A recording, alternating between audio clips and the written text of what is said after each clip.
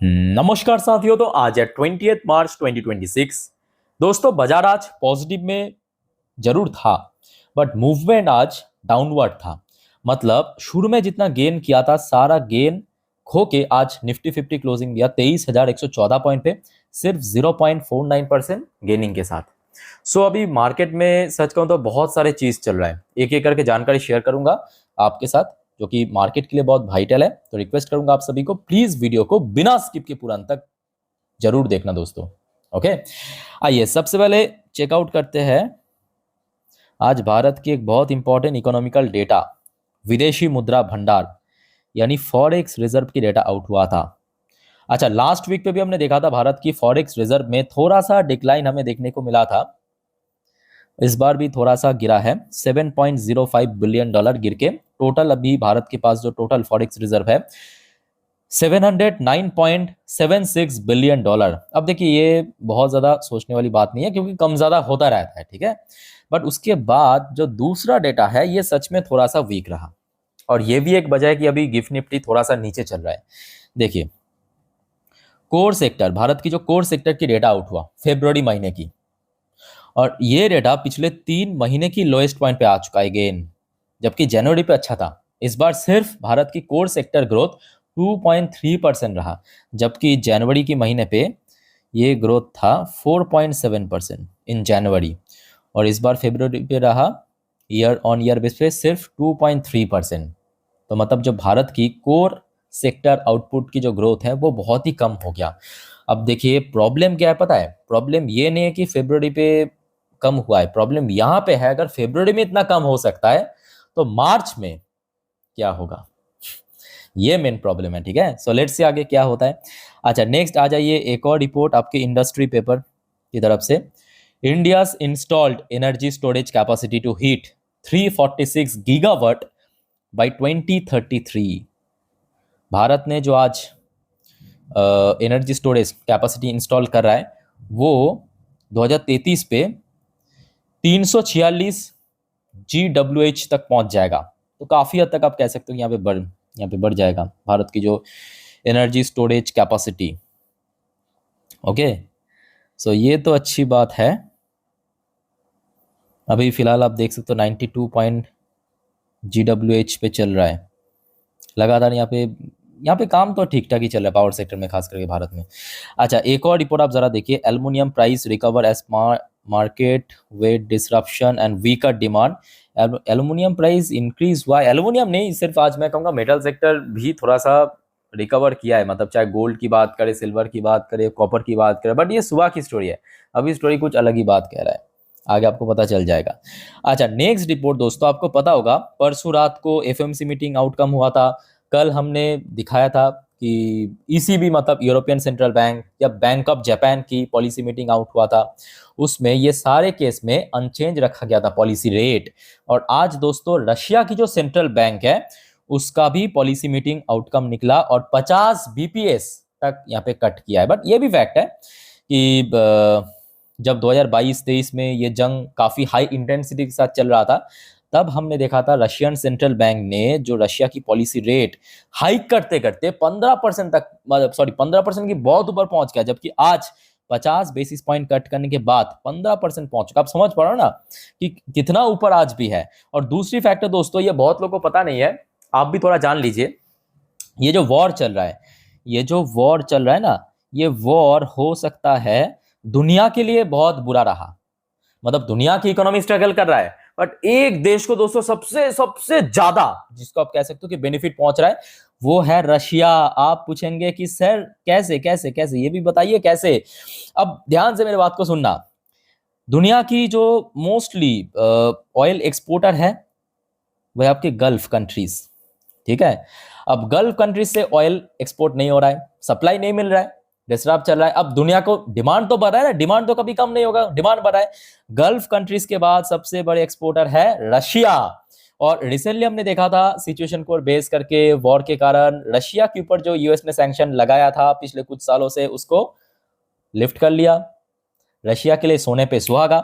ऊपर से oil price आज की डेट में बढ़ते बढ़ते $100 से लेके $110 पर बैरल पे पहुंच चुका है।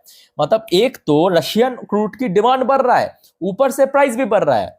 समझ पा रहे हो ना, कोई भी चीज की डिमांड तो बढ़ रहा है, उसके साथ साथ हाई प्राइस में बेच रहा है, लो प्राइस में नहीं, हाई प्राइस पे, ऊपर से सैंक्शन भी लिफ्ट कर लिया। सो जिस वजह से दोस्तों आज की डेट में ये जो वॉर है ना, वो हो सकता है दुनिया की 98% देश के लिए 98% देश के लिए बहुत बुरा हो रहा है इकोनॉमिकली। रशिया के लिए इकोनॉमिकली बहुत तगड़ा हो रहा है, क्योंकि देश को पैसा मिल रहा है, ओके, और खास करके फॉरेन जो करेंसी वो मिल रहा है। अच्छा, नेक्स्ट रिपोर्ट आ जाइए, ये आपके सीएलएसए की तरफ से आया। Auto stocks face earning risk, ये एकदम फैक्ट है। CLSA cut estimate on crude supply disruption.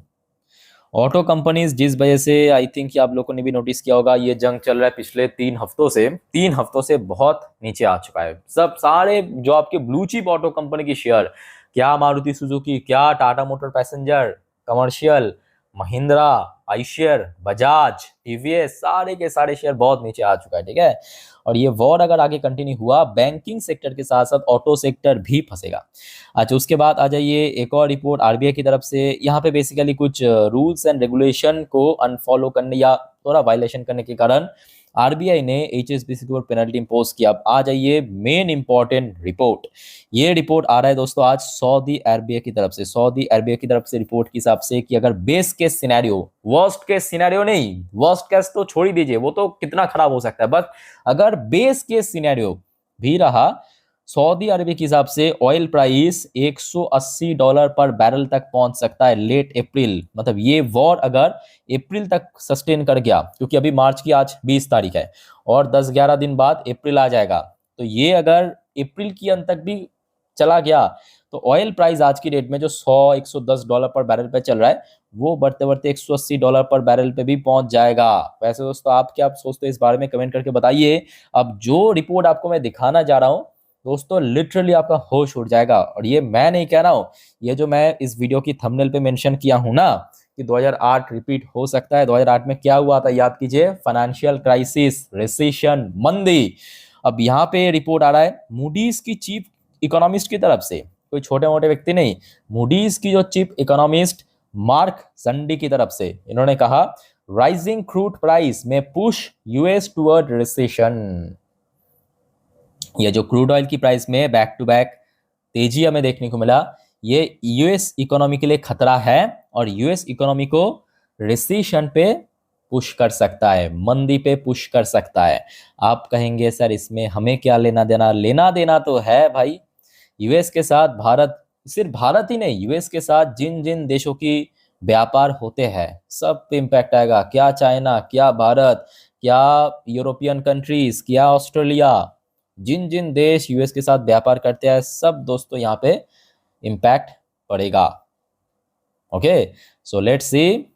अब आशा रखता हूँ ये जो सारे चीज की जड़ है, मतलब मूल है, मूल कारण ये वॉर अगर दोस्तों रुक गया बहुत बढ़िया होगा। प्रॉब्लम ये है, ये वॉर अभी मिशन बेस्ड वॉर से हट के ईगो बेस्ड वॉर चल रहा है। बहुत लोग को पता है, इसके पहले भी आपको मैं कहा था कि देखिए मिशन बेस्ड वॉर मतलब क्या, कि आपका एक मिशन है, वो आपने किया, वापिस आ गया, जो ऑलरेडी डे 1 पे हमें देखने को मिल गया था। क्योंकि यूएस और इजराइल की जो मेन एजेंडा या मेन मिशन क्या था, ईरान की जो सुप्रीम लीडर आयतोल्ला अली खमेनी, उनको मारना, डे 1 पे एलिमिनेट कर चुका है। वॉर रुका देता, मामला सेटल, जरूरत नहीं था एक्सटेंड करने की।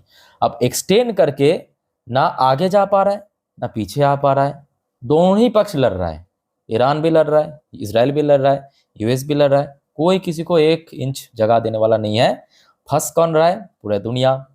एनर्जी क्राइसिस भुगत कौन रहा है? पूरा दुनिया। खास करके जिन देशों की पॉपुलेशन सबसे ज़्यादा है, भारत, चाइना, पाकिस्तान, बांग्लादेश, जहाँ पे पॉपुलेशन डेंसिटी बहुत ज़्यादा है, ठीक है। सो ये अभी दोस्तों फिलहाल माहौल चल रहा है, इसको आप थोड़ा सा मैं कहूँगा सीरियसली लीजिए। अच्छा दोस्तों, आगे बढ़ने से पहले आप सभी को रिक्वेस्ट करूंगा, अगर आपको वीडियो भी तक अच्छा लगे, इन्फॉर्मेटिव लगा, प्लीज़ वीडियो को लाइक करना और प्लीज़ दोस्तों चैनल को सब्सक्राइब करके जरूर रखिएगा दोस्तों, इस प्रकार की तुरंत जानकारी हमेशा पाने के लिए। देखिए आपका एक सब्सक्राइब करना, लाइक करना, जब आप शेयर करते हो किसी के साथ, मुझे भी बहुत ज़्यादा मोटिवेट करते हैं इस प्रकार की जानकारी इन्फॉर्मेशन डेटा आप तक पहुंचाने के लिए। देखिए मैं मेहनत करने के लिए तैयार हूँ, बस आप चैनल को सब्सक्राइब करके रखिए प्लीज़, एकदम फ्री ऑफ कॉस्ट है, ठीक है। टाइम टू टाइम जानकारी देना तो मेरा जिम्मेदारी है। अच्छा फिलहाल आप देखिए US market back to back 2-3 दिन से गिर रहा है, आज भी गिरा।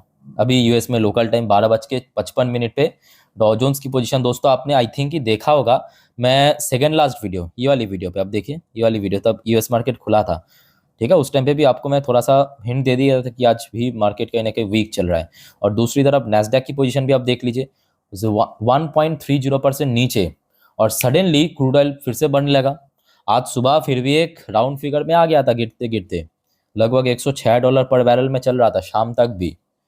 अभी आप देखिए ऑलमोस्ट 110 पे पहुंच चुका है। मतलब जो यहाँ पे गिरा था आज सुबह वो फिर से गेन कर रहा है। और दूसरी तरफ जो गोल्ड प्राइस सुबह हमने देखा था रिकवर किया था, वो फिर से वैल्यू लूज कर गया।